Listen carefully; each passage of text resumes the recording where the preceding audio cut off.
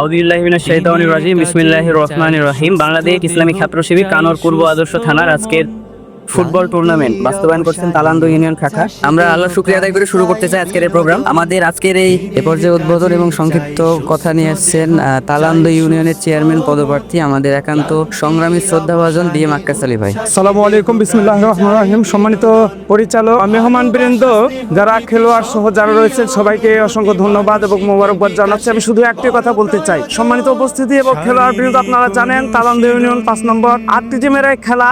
প্রত্যেকটা ওয়ার্ড থেকে খেলোয়াড় আসলেও আমরা প্রত্যেকে একই পরিবারের সন্তানের মতো।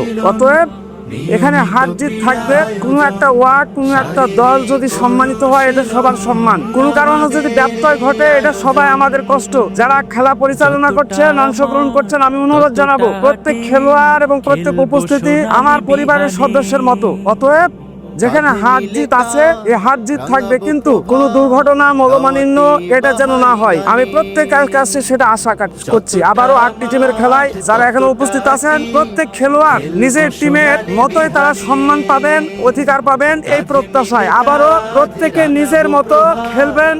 ছন্দহীন কোনো ঘটনা যেন না ঘটে, আমি এটা প্রত্যাশা করছি। আবারও এই মাঠে যারা আসবে সবাই একই পরিবারের সদস্যের মতো খেলা অংশগ্রহণ করে শেষ পর্যন্ত থাকতে পারে, এই প্রত্যাশায় সবাইকে ধন্যবাদ। আসসালামু আলাইকুম।